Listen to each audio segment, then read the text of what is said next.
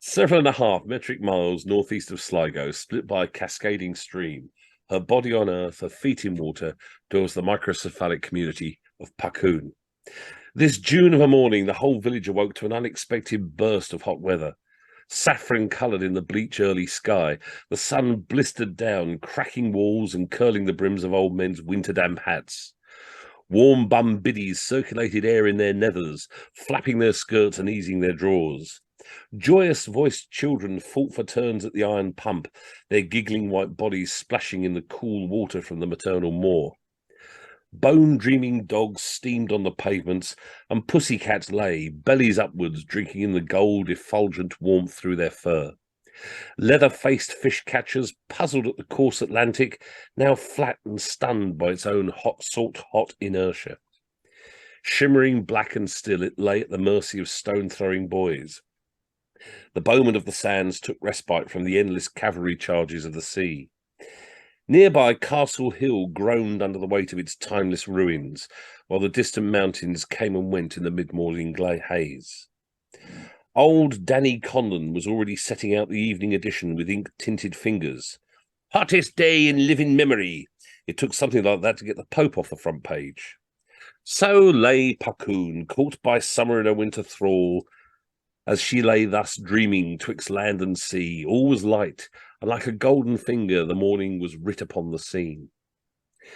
Gleaming off-white at the foot of Castle Hill were the puzzled, crumbling faces of the old peat cutters' cottages, their glass eyes now dimmed with cataracts of neglect and dirt. The peat had run out 30 years ago, and the peat cutters had run out not long after. Some went to America, and the rest stayed behind and hit each other with loaded sticks, but it never really caught on, and they dispersed. The cottages had been condemned as unfit to live in except during thunderstorms and depressions. The year after the Troubles, the Irish Free State government had bequeathed the cottages to those who had helped rid Holy Ireland of the English, the Tans, and for that matter, anybody. One such beneficiary was the Dan Milligan, son of a famous paternity order. With a roof over his head, he had ceased work, living off his pension and his wits, both hopelessly inadequate. This sun-barbed morning, the Milligan lay full length on the grass, head against the wall, his eyes lost in the shadow of his cap. His thoughts, few that they were, lay silent in the privacy of his head.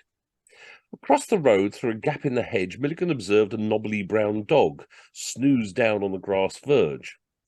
Now, it was one of those creatures that dozes with his eyes half open, but to Milligan, a Catholic, it would appear the animal was giving him a long, sensual, erotic stare. Milligan moved uneasily in his holy Catholic trousers. I wonder if he's trying to hypnotise me, he thought, avoiding the creature's eyes. You can't be too careful these days with all them patent medicines about.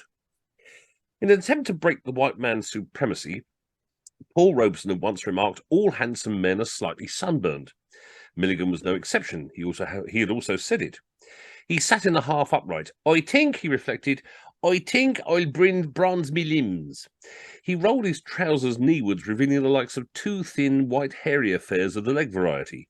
He eyed them with obvious dissatisfaction. After examining them, he spoke out loud. Holy God! What are these then, eh? He looked around for an answer. What are they? He repeated angrily. Legs. Legs? Legs? Whose legs? They're your legs. Mine? And who are you? I'm the author. The author? Author? Did you write these legs? Yes. Well, I don't like 'em. I don't like 'em at all, at all. No, I don't. I could have written better legs myself. Did you write your own legs? No. Ah, so you get someone else to write your legs, someone who's a good leg writer, and then you write this pair of crappy old legs for me. Well, mister, it's not good enough. Well, I'll try and develop them with the plot. Ah, it's a diabolical liberty letting an untrained leg writer loose on an unsuspecting human being like me. It was a Dublin accent charged with theatrical innuendo. Like all Irish, he could make good morning sound like a declaration of war, which it usually was. Now listen, Milligan, I'll grant you a word wish. If you ever find yourself in trouble, just shout Squarks. Squarks? Yeah, Squarks. All right, Squarks. I remember that. Squarks. He repeated it again. Right, Squarks. He lay back and the sun grew on. I must admit you're right nice weather, mister. He held one arm up to the sky and eyed the frayed cuffs of the once-upon-a-time suit. Ah, it's going home at last. Still, a suit can't last forever. On reflection, he remembered that it had. The shoulders were padded like angled flight decks, the trouser seat hung a foot below the crutch, and the 28-inch bottoms flapped round his legs like curtains. He shook his head sadly. Ah, they don't make suits like this anymore. I suppose the age of Beau Brummel must be dead. He recalled the day he'd bought it, the bride-to-be waiting at the church, while he, the groom, was still at home standing naked in front of a mirror, a top hat angled jauntily on his head. By gor, she's getting value for the money, he said. Hurry up, Dan, lad, his father was saying. You're late and you can't get married in that nude. And why not, said Milligan, admiring his honeymoon appendages. Adam and Eve done it, and look what a fine honeymoon they had. Thank God, said the old man, there were no press photographers at that wedding, or the Holy Bible would have been banned in Ireland forever, or even longer. His two brothers had arrived with his suit just in time to get him to the wedding. He never forgave them, standing at the altar with two dirty great cut-price tickets hanging down the back of his neck. It was all so long ago. Suits were cheap in them days. This one must only cost £1.10. Prices must have gone up since. Why, it must be nearly £2,000 for a suit these days, he reflected. Kersploosh! A bucket of evil-smelling slops hit him square in the sleeping face. And there's more where that came from, you lazy bugger! The owner of the voice stepped in from the cottage into the white sunlight. God forgive yez for that, spluttered the now reeking Milligan. Me hat! Look at me hat! With nostrils and legs akimbo, she towered over him like some human gazdrill, blotting out the sun. Oh, shrieked Milligan as she kicked the sole of his boot. If you don't get some work soon, I'll... She made the sign of slow manual strangulation. Milligan noticed that of a sudden there were no birds in the sky and the brown dog had fled. Ow! She kicked his other boot. Darling, he whimpered, you know full well there's no work round these parts. He pointed as far as the fence. Poor Father Rudden is still looking for someone to cut the church grass. I'm going in for 5 minutes. If you're still here when I come out in half an hour... Ow! She kicked his boot again. Like an amen, the cottage door slammed shut after her. All the world went quiet. Holy God, said the Milligan. Who in the blazes was that? That's your darling little wife. Wife? Wife? Agony swept across his face. Man alive, I thought it was a man. Good God, did you see the arms? Jack Dempsey would be world champion again if he got them. What kind of writer are you? First me legs and now this great hairy creature. Don't worry, Milligan. I'll see you come out of this alive. Alive? He sat bolt upright. Holy Christ, is this a murder mystery? If so, include me out, mister. I'm a Catholic, a holy Roman Catholic. He listened towards the cottage. I'd better get after that job. He stood up, yawned, stretched, farted, and lay down again. No need to rush at it, though, he yawned. Kersploosh! Another bucket of evil-smelling slops hit him square in his face. I'm getting out of this chapter. It's too bloody unlucky for me. So there you go, folks. That's the start of Puckhoom. What a way to start a novel, eh, folks? Puckhoom was his biggest success the early part of the 60s. He started moving into television, TV series like Idiot Weekly, Price Tuppence, a show called Fred, Son of Fred. Oh, God, so various other ones. And then he hit upon this idea of a series called Q5, which came out in 1969. I think it was a few months before Monty Python. And it influenced the Pythons a lot in that they were still writing comedy sketches with a beginning, a middle, and an end. They watched Milligan's comedy series, the Q5 series, where basically just halfway through a sketch, if he got bored, he'd just walk off the set and the rest of the actors would just sort of stand there and follow him. Which, of course, led on to further series where they did the infamous, what are we going to do now? What are we going to do now at the end of some sketches where they would just say that walking towards a camera. So he had great success in the TV like that. He was also very proud of his involvement in the war. And in the late 60s, early 70s, he started writing his memoirs of his time in the Royal Artillery, where he'd been called up to. And his first part of his war memoirs came out in 1971 with a book called Adolf Hitler, My Part in His Downfall, which was a raging success. And originally he wrote it as a 3-part trilogy, which eventually ran to ridiculously to 6 books, I think it was, or no, was it 7? Can't remember. A lot of books. And all of them are very worthy in the different places, but definitely the first one, Adolf Hitler, My Part in His Downfall, is definitely one of the best to read. And it gives a lovely flavour of what life would have been like back then. So we're coming to that now, to Adolf Hitler, My Part in His Downfall, by Spine Maligner, the famous spelling mistake. So this bit's right at the start. This is how his war memoirs begin. This is at the beginning of the war. So we're going back to September 1939 and South London, Brockley. Here we go. How it all started. September the 3rd, 1939. The last minutes of peace are ticking away. Father and I were watching Mother digging our air raid shelter. She's a great little woman, said Father, and getting smaller all the time, I added. 2 minutes later, a man called Chamberlain, who did Prime Minister impressions, spoke on the wireless and said, "As from 11 o'clock, we're at war with Germany." I love the "we." War, said Mother. It must have been something we said Father. The people next door panicked, burnt their post office books, and took in the washing. Almost immediately came the mournful wail of the first air raid warning. "Is that you, dear?" said Mother. "It's a Jewish funeral," said Father. "Quick, put out the baking bowls." It was, in fact, the Barter Shoe Factory lunch hooter, and it caused utter chaos till it was changed.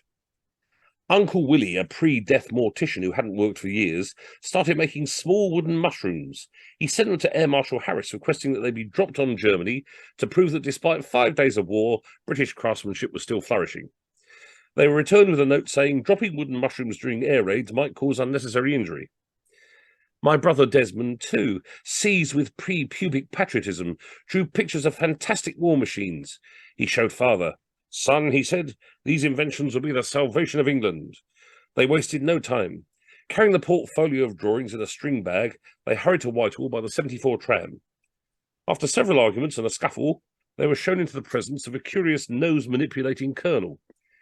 He watched puzzled as Father laid out drawings of troop-carrying submarines, tank-carrying zeppelins, and some troops on rocket-propelled skates, all drawn on the backs of old dinner menus. "Right," said the colonel. "I'll have the brown Windsor, the roast beef, and 2 veg." Father and son were then shown the door, the windows, and finally the street. My father objected. "You fool! By rejecting these inventions, you put 2 years on the war." "Good," said the colonel. "I wasn't doing anything." Father left, with head held high and feet even higher, as he was thrown out. He took the war very seriously. As time went on, so did Neville Chamberlain. He took it so seriously, he resigned. "Good! He's stepping down for a better man," concluded Father, and wrote off for the job. One Saturday morning, while Mother was at church doing a bulk confession for the family, Father donned an old army uniform and proceeded to transform the parlour into HQ Combined Ops. Walls were covered in tatty maps. On the table was a 1927 map of Thomas Tilling's bus routes. Using wooden mushrooms as anti-tank guns, Uncle Willie placed them at various points on the map for the defence of Brockley. My father told the early morning milkman, "That," he said, tapping the map, "that is where they'll start their attack on England." "But that's Africa," said the puzzled milkman. "Yes," said Father, quick to recover, "but that's where they'll start from, Africa. Understand?" "No, I don't," said the milkman, whereupon he was immediately nipped in the scrotum, thrown out, and his horse whipped into a gallop. "Only 2 pints tomorrow," said Father after the disappearing cart. Next morning, a constable arrived at the door. "Ah, good morning, constable," said Father, raising his steel helmet. "You're just in time." "In time for what, sir?" "In time for me to open the door for you," said Father, reeling helplessly with laughter. "Yes, very funny, sir," said the constable. "Knew you'd like it," said Father, wiping tears from his eyes. "Now, what can we do for you? A robbery? A murder? I mean, times must be bad for the force. Why not slap a writ on Hitler?" "It's about these barricades you've put across the road." "Oh? What's wrong with them? We're at war, you know." "It's not me, sir, it's the tram drivers. They're shagged out having to lift them to get through. They've got them come down." "You're all fools," said Father. "I'll write to Churchill." He did. Churchill told him to take them down as well. "He's a bloody fool too," said Father. "If he's not careful, I'll change sides." I was no stranger to military life. I was born in India on the regimental strength. The family on both sides had been gunners as far back as the siege of Lucknow. Great-grandfather, Sergeant John Henry Kettleband, had been killed in the Indian Mutiny by his wife. His last words were, "Oh." His father had died in a military hospital after being operated on for appendicitis by a drunken doctor.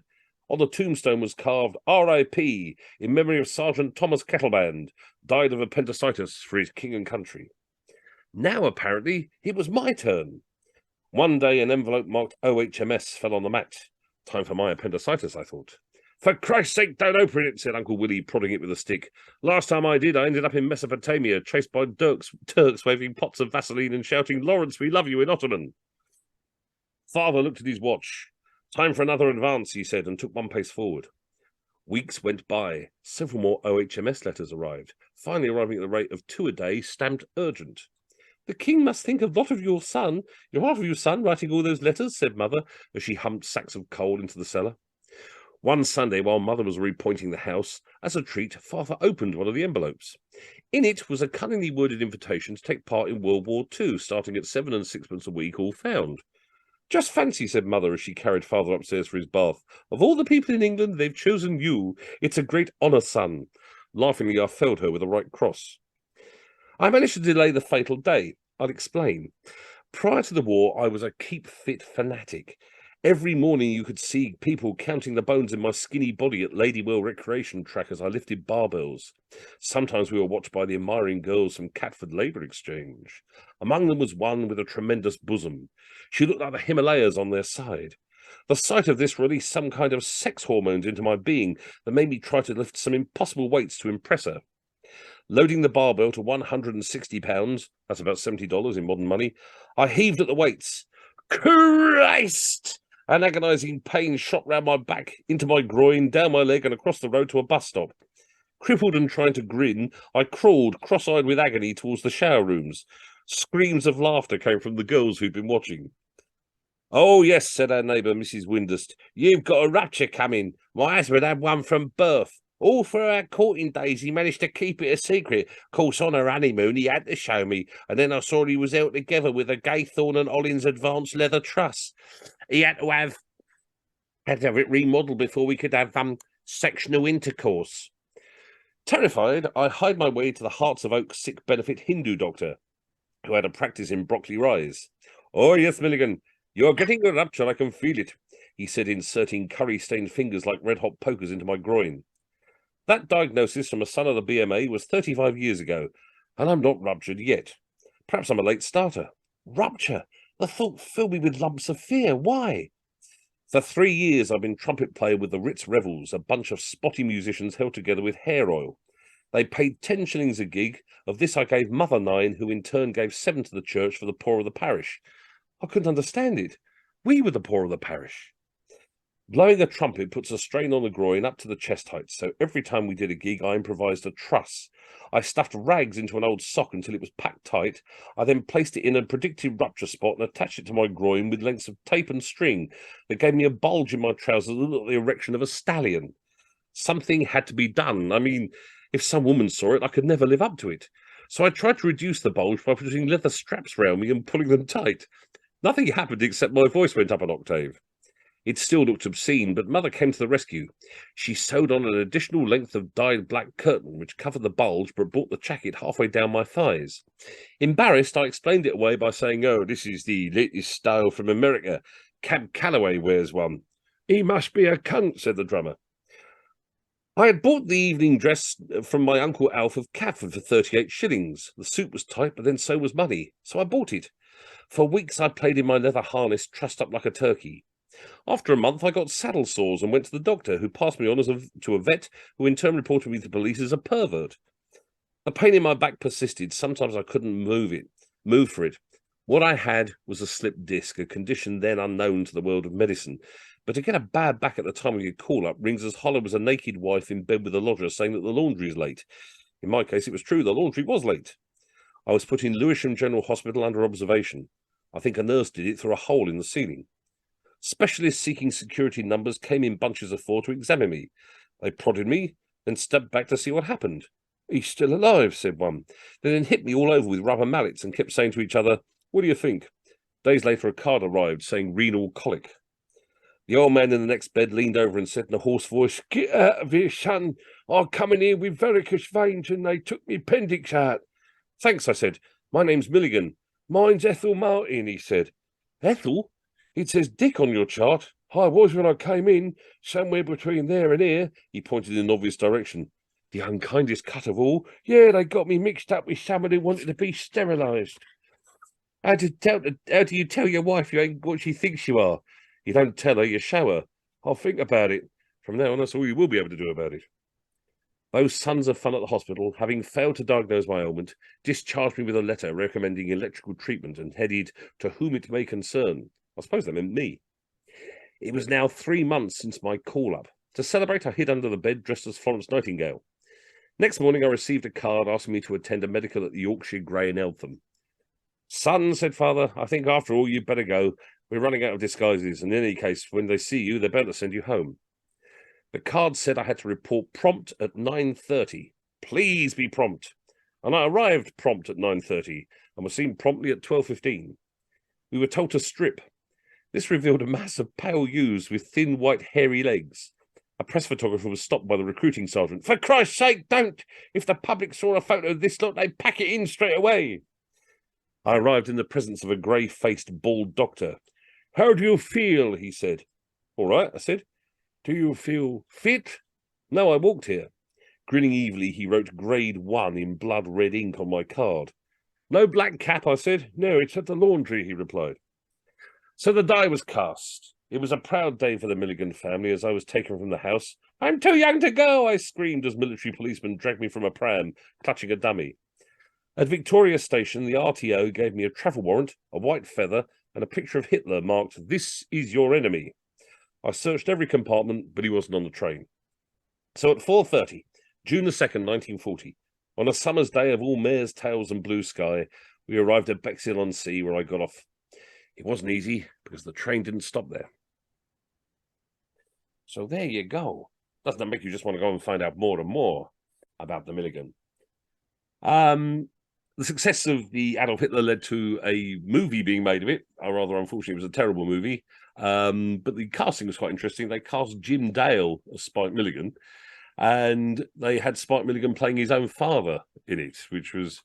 There are a couple of funny bits, but it does tend to miss the mark most rather than hit. The war memoirs continued. The second one was called Rommel Gunner Who, and it's all about these experiences in the North African campaign. And then Monty, My Part in His Victory, which is also about the North African campaign. Then you get on to Mussolini, his part in My Downfall, about his time in Italy and when he was wounded. Then got Where Have All the Bullets Gone, where he's first in respite. Then one of my favourites, Goodbye Soldier, is the next one, where he is touring around Italy with the Ensa group, giving shows. And he falls in love with this beautiful Italian ballerina called Tony Fontana, who's part of the show. And it's very, very romantic book. It's very sweet. It's very lovely. And also very, very funny as well. And then the final part he wrote was about when he got back to England. And it's called Piecework, about the attempts of the Bill Hall Trio to become famous in England. In the Goodbye Soldier one, it's got one of my all-time favourite Spike Milligan gags. In that it seems he runs through a period where they're working in Naples, and wherever they go in Naples, they seem to keep bumping into Gracie Fields. And he can't stand Gracie Fields. So every time he says, oh, Christ, it's Gracie Fields, bloody Gracie Fields. And they go to this very posh, big theatre in Naples to do a show. And all of a sudden, one of the stagehands runs in and says, oh, Gracie Fields is in tonight. And they all go, oh, Jesus Christ, no. He goes, yeah, she's in a box. And someone shouts out, well, nail the fucking lid on, which is, it does make me laugh tremendously. Milligan also carried on the TV. The Q series eventually turned into a thing called There's a Lot of It About, was another one of his series. He sort of then the end of the road on TV. He started releasing a few other books where he was doing the whatever it was according to Spike Milligan, things like Wuthering Heights, Black Beauty, Treasure Island. But I have to say those books are, in my opinion, I think pretty dreadful. They're all full of, there's not much plot. It's just a series of one-liner gags, and after a while it gets a bit wearing. He, of course, then rose back to enormous national notoriety when he was at the Royal or the National Television Awards, where he was given a Lifetime Achievement Award, including a beautiful crawling bumlicky message from Prince Charles, who he then described on live TV as a grovelling little bastard, which is still to this day, I think, one of his finest moments. He then wrote to the Prince the following day via telegram and said, I suppose a knighthood's out the question. There was various other adventures in his life. He suddenly was told he was no longer British. He was no longer wanted in Britain because his family were Irish and he was born in India. So despite serving in the army for the British Army, he was told to basically bugger off. And he initially thought about possibly applying for Australian citizenship. We then told a wonderful story about at the very last minute he changed his mind, decided to apply for Irish citizenship.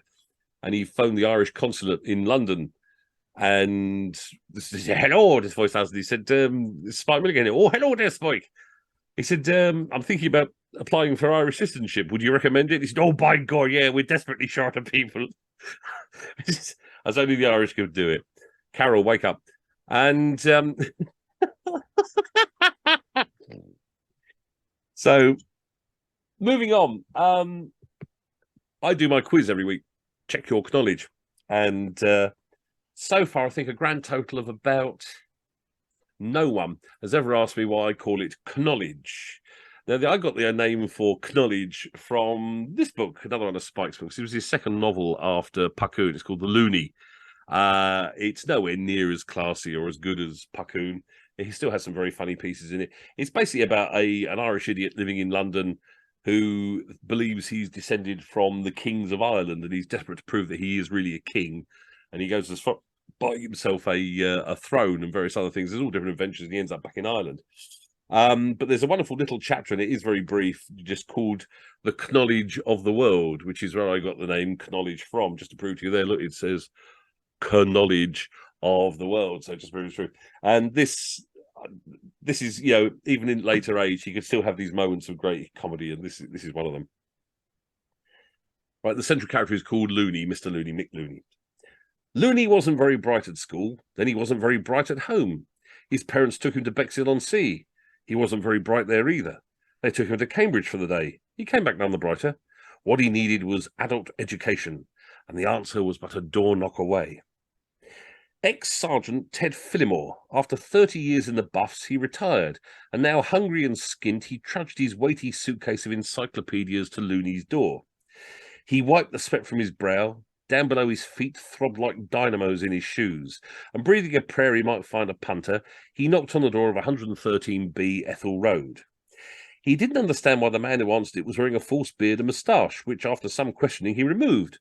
Likewise, his French accent suddenly changed to Irish. Encyclopedias? What's them? Said Loony. Fillimore gave a knowing smile and ran his finger along his pencil-thin moustache. What are they? Only the knowledge of the world, that's all. He pronounced the word knowledge. The knowledge of the world, repeated Loony. Fillimore nodded. The knowledge of the world, he echoed. He used Loony's blank stare as a springboard to his next statement. If Cern would like a demonstration of the knowledge of the world, he made a gesture of entering the home. Oh, sure, said Loony, letting him in, only to be called a silly bugger by the parrot. This knowledge of the world could be interesting. After all, that's where he lived. Loony ushered him into the parlour. Straining, Fillimore hoiked the heavy suitcase onto the central table. Oh, that's a powerful good demonstration, said Loony. Fillimore knew he had a soft touch now. Oh, there isn't it, son. The best is yet to come, he said. He undid a heavy-duty strap, opened the fibre case, and threw back the lid, which fell off. Ignoring it, Fillimore pointed to the large red volumes. The knowledge of the world? Queried Loony. The knowledge of the world, repeated Fillimore with great solemnity. Is that all they do? Said Loony with a pointless smile. Fillimore smiled back even more pointlessly. Oh, no, son. What's this? Like a conjurer producing a rabbit, he took one of the red volumes from the case and, jumping up and down in his cupped hand, just feel the weight of that, son. He handed the book to Loony, who weighed the book in the palm of his hand. 1 pound 8 ounces, son, said Fillimore. A very good weight for a book. The two great minds stood looking at each other. May I? Said Fillimore, reaching for the book. Oh, yes, agreed Loony. Fillimore, with a superior smile, keeping his eye on the hypnotized Loony, flipped open the book, and with the anima of Jesus doing the loaves and fishes, he ran a finger down the page. Listen to this, son. At this stage, it would be wise to inform the reader that Mr. Fillimore knew nothing about the encyclopedia. His 1-hour crash sales course consisted of sell it or you get bugger all. He read from the page. The Hanging Gardens of Babylon, 3000 BC. He looked up like he'd just invented penicillin. Is that right? Said Loony.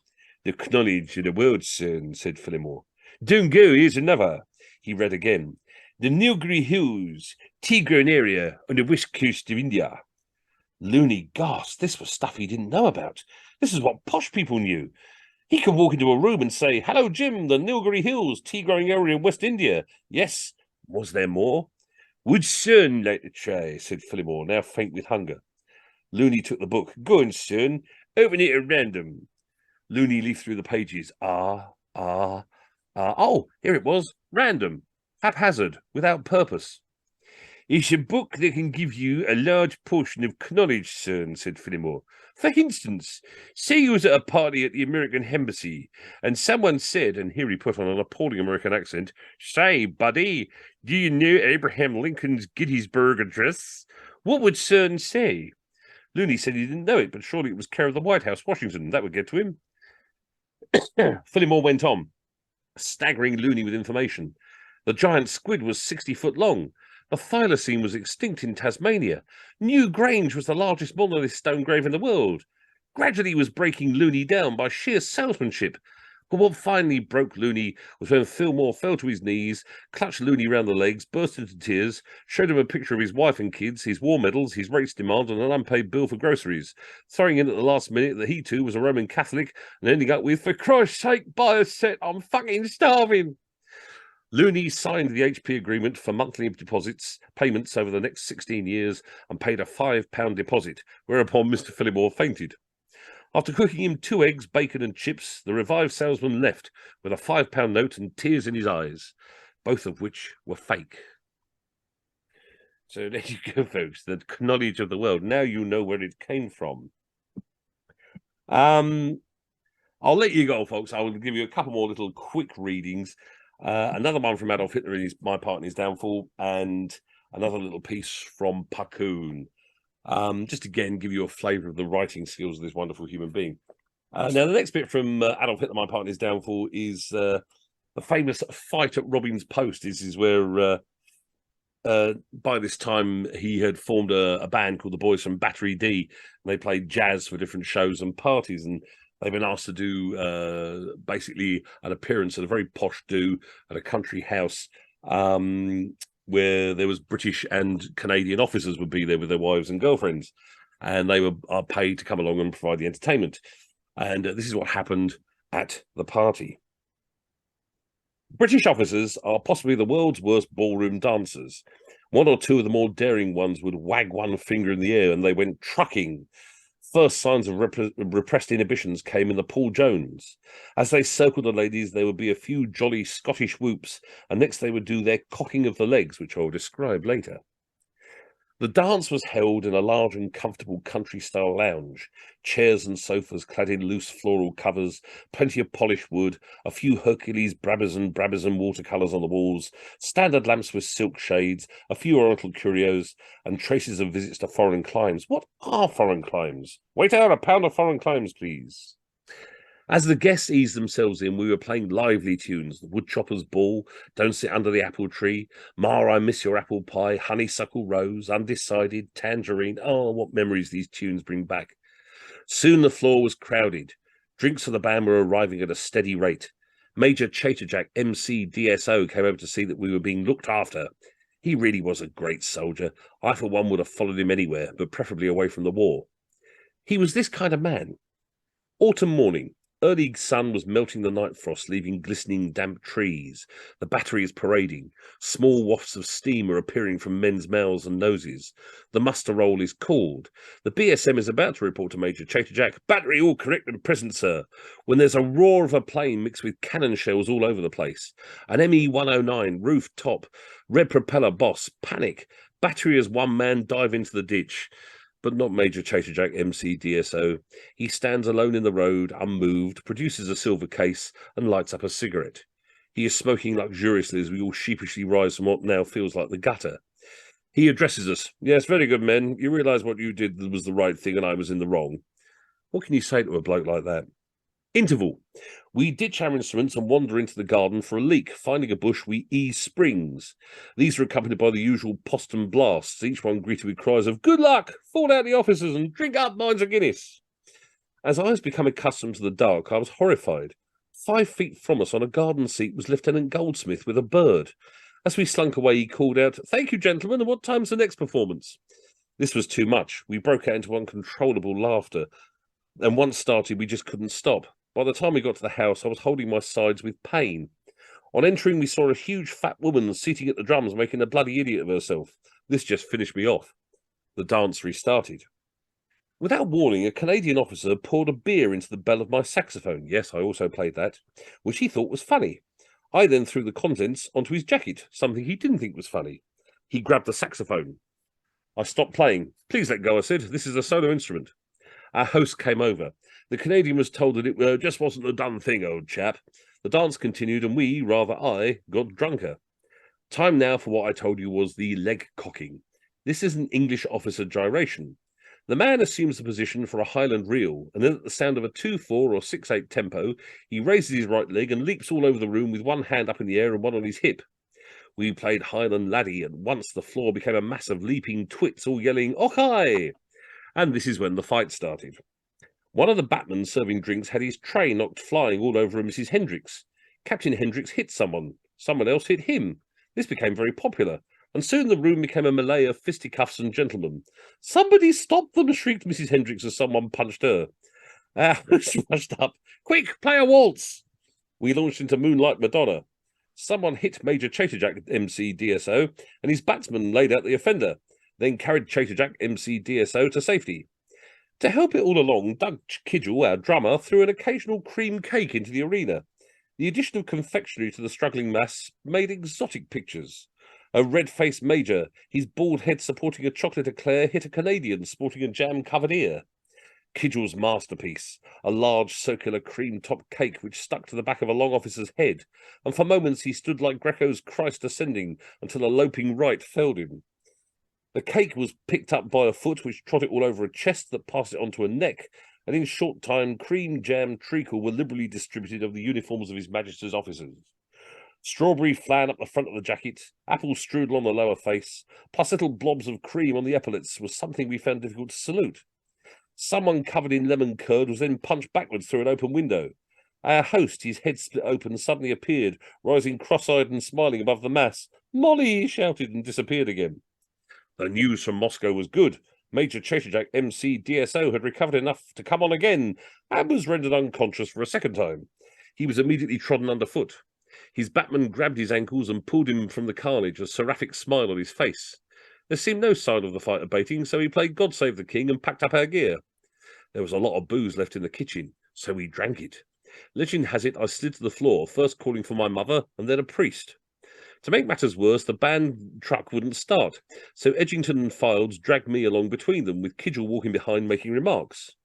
The billet was 1.5 miles away, but after a mile, the gunners Edgington and Fildes dropped Gunner Milligan in the ditch and said, "Sod it." They sat a while smoking, and driver Kidgel said, "I'll go and phone for a truck." An hour later, the water wagon arrived. It was 2 a.m, and I was starting to surface enough to notice that all the dragging had removed the soles from my boots. There was only enough room for 3 in the cabin, so Edgington and I sat astride the water tank on the back and drove through the black, silent streets of Hailsham, shouting, "Night soil!" Thank God there wasn't any. So there you go, the fight at Robin's Post. So we go back to Puckoon, if I can find it. What have I done with it? Oh, it's over there. And this is one of my absolute favourite bits in the whole of Puckoon. It was difficult to try and choose just 2 little readings from this book because it is just so full of great stuff. But this bit is wonderful. This is basically where the 2 little naughty IRA men decide they want to go and buy the coffin, and they're going to transport the explosives through the border. And this is when they go to the coffin salesman. So, Chapter 9. Life is a long, agonized illness, only curable by death. Reuben Croucher lovingly and delicately dusted the coffins displayed in his parlour. They were such beautiful things, stately barks that bore us across the sticks into the eternal life beyond. All was peace and calm within. The only sound was the endless buzzing of a lone fly, who shall remain nameless. Reuben Croucher walked with crane-like dignity across the black, crackling lino to the window. His long, thin nose pointed the way. A million rivers of tiny, ruptured veins suffused his cadaverous face. 2 watery eyes, like fresh cracked eggs in lard, looked out from a skull-like head. It had got dark early, and he had lit the gas, which cast a sepulchral glow along the neatly arranged coffins. With a cloth, he wiped the condensation from the sightless windows. Business was bad. It seemed people couldn't afford to die these days. But, hey, what was this? Two ragged-ass men were approaching, both smoking the same cigarette. They were pulling a cart and heading rapidly for the shop. Pausing only to open the door, they entered. When Lenny saw the face of Mr. Croucher, he reverently took his cap off. Croucher bowed ever so slightly from the waist up. "Good morning," he said, then after some thought added, "Gentlemen." After all, they could be eccentric millionaires. Seamus coughed. "We are eccentric millionaires," he said. "Do you sell coffins?" Mr. Croucher nodded. "Yes, we do, sir. And as a try-on, how many would you want?" "Oh, just the one to start with." "Good, good. Who is the deceased?" "Oh," Seamus hadn't thought of this, but he was a man of some go. It's for my friend here," and he pointed at Lenny. "You see," he went on, "he hasn't been well lately, and we thought, well, just to be on the safe side, we'd have one now." Mr. Croucher, though puzzled, pressed on. Well, I suppose this method will save normal post-mortem mensuration." "You what?" "Measuring him. Now he can, well, try one for size." Mr. Croucher indicated the coffins. Seamus and Lenny ran their hands over several. "We'll have that one," Seamus pointed. "Ah, a black one. A very wise choice, sir. It won't show the dirt." Mr. Croucher withheld a whimper of joy. It was the most expensive coffin in the shop. He slid over the side and lay back in the pink satin padding. "Oh, that feels real fine," he said. "This is really worth dying for." He squirmed to make himself more comfortable. "Now let's try the lid on, shall we?" said Mr. Croucher. Carefully he lowered the lid over Lenny's little white face.